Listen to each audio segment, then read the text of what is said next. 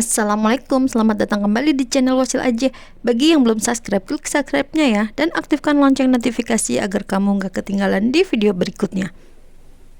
Di video kali ini saya akan kembali mencoba membuat kue cincin, dan bahan-bahannya ini ada tepung beras dan juga kelapa sangrai, gula merah, dan juga ini ada santan. Nah, untuk takarannya teman-teman nanti bisa lihat di kolom deskripsi. Dan juga ada garam, dan kemudian ini gula merahnya, ini gula arennya dimasak dulu ya teman-teman. Ini nanti kita lelehkan sampai gula merahnya ini ganti, tambahkan garam dan juga santan. Nah, ini diaduk aja, dimasak di api yang sedang. Kemudian terus ini diaduk-aduk hingga gulanya ini menjadi kental. Nah, di sini adalah inti dari membuat kue cincin itu ada di gulanya dan cara menggorengnya.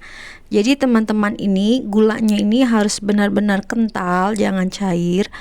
Nah, nanti dia kalau gulanya kental, nanti kue cincinnya ini empuk, tidak hancur saat digoreng.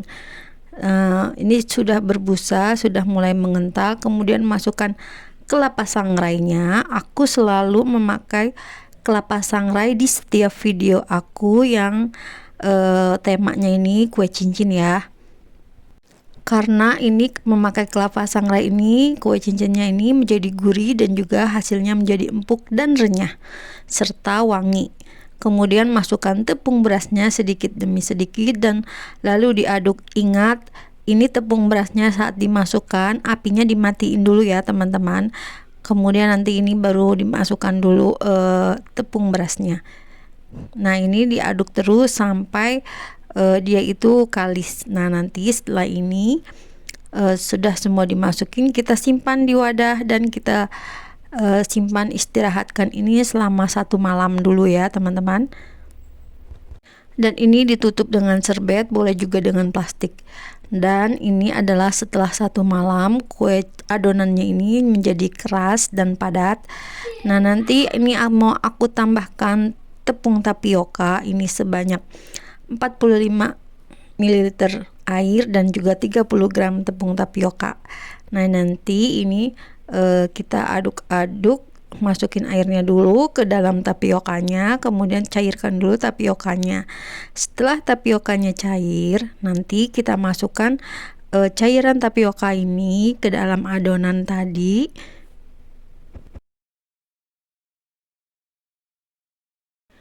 Tujuannya apa teman-teman memakai tepung tapioka ini? Nanti pada saat digoreng, ini nanti kue cincinnya ini tidak hancur ya, dan dia tetap menyatu. Jadi banyak tuh yang suka gagal kalau bikin kue cincin ini. Nah, kalau di saat digoreng itu hancur, buyar. Nah, ini maaf ya teman-teman, karena sarung tangan plastik aku entah di mana, jadi aku pakai sarung tangan plastik seperti ini. Nah, ini diaduk-aduk terus diratakan dan disimpan lagi selama 1 malam lagi ya teman-teman. Kita simpan jadi totalnya 2 malam. Nah, ini setelah 1 malam udah diistirahatkan lagi. Nah, ini kemudian ini adonannya ini aku rasa ini masih kurang lembut ya, jadi ini aku tambahin lagi airnya. Ini air hangat ya teman-teman. Nah, ini udah cukup sepertinya. Nah, ini aku tambahin. Kalau ditambah itu langsung diaduk-aduk seperti ini ya teman-teman, kita uleni biar itu merata. Nah, ini sudah bisa dibentuk dan adonannya sudah lembut, sudah enak untuk dicetak. Kalau adonannya terlalu padat, nanti kue cincinnya itu sangat keras ya teman-teman. Saat digoreng itu dia itu padat, tapi nanti cepat kerasnya kalau sudah dingin. Jadi kalau adonannya itu lembut dan enggak terlalu padat, enak, lentur, itu nanti pada saat digoreng kue cincinnya itu bangun, mengembang, dan juga nanti setelah dingin kue cincinnya ini empuk sekali teman-teman. Memang pada saat nanti setelah digoreng ini akan nggak garing renyah, tetapi setelah beberapa jam ini kue cincinnya akan menjadi empuk dan sangat lembut. Nah, ini boleh kita bulat-bulatkan dulu, kita cetak dulu sebelum digoreng, atau teman-teman boleh langsung bikin goreng gitu ya. Nah, panaskan dulu minyaknya teman-teman. Aku udah beberapa kali bilang minyaknya itu harus panas dulu saat menggorengnya. Jadi dia kalau minyaknya dingin, dia nggak bagus kue cincinnya. Ini seperti ini belum dingin ya teman-teman. Jadi kue cincinnya ini nggak begitu mengembang, nggak naik ke atas. Ini karena mungkin adonannya ini mungkin aku terlalu padat ya teman-teman. Jadi kue cincinnya ini kurang terlalu naik ke atas ya. Tapi kita coba lagi aja bagaimana cara mengakalinya. Aduh, udah mulai hitam nih cara menggorengnya. Kita coba lagi, kita goreng. Nah, setelah ini aku coba dengan cara seperti ini, biar nanti kuenya ini nggak angus di bawahnya ya teman-teman. Untuk yang menggunakan minyak gorengnya sedikit ya. Tapi kalau untuk yang minyak gorengnya banyak, ini pasti dia itu naik ke atas adonannya itu, jadi nggak cepet gosong. Nah, ini dimasukin lagi ke dalam minyak, kemudian aku ke bawahnya ini aku kasih sodet ya, biar dia tuh nggak gosong.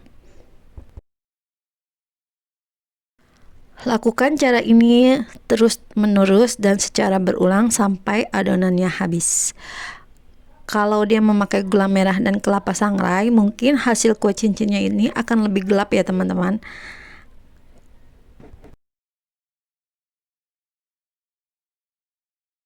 Tetapi walaupun warnanya lebih gelap dari kue cincin yang memakai gula putih atau yang tidak memakai kelapa, tapi ini rasanya tuh nggak angus. Ini rasanya malah tambah enak, tambah gurih, tambah wangi. Aku udah banyak banget nge-share video kue cincin ya teman-teman, dan semua resep aku itu memakai kelapa sangrai ya teman-teman. Tapi kali ini aku mau perpaduan dengan memakai santan juga, dan aku mau lihat ini hasilnya seperti apa jika memakai santan. Nah, ini udah aku goreng semua ya teman-teman, ini udah jadi. Nah, ini kue cincinnya, ya ampun, ini tuh renyah banget, empuk banget. Dan ternyata kue cincinnya ini dalamnya itu padat ya teman-teman, nggak kopong. Dan juga walaupun dia padat, dia itu lembut sekali. Dan juga isi dari kue cincin ini itu nggak mentah, dia tuh mateng ya teman-teman. Nah, itu lembut sekali, dan kue cincin ini isinya padat tapi empuk. Nah teman-teman, bagaimana mengudahkan cara membuatnya? Selamat mencoba ya. Terima kasih sudah menonton. Jangan lupa like, share, dan subscribe video saya. Dan mohon maaf jika ada kekurangan dan salah-salah kata. Wassalamualaikum. Jangan putus asa untuk mencobanya ya.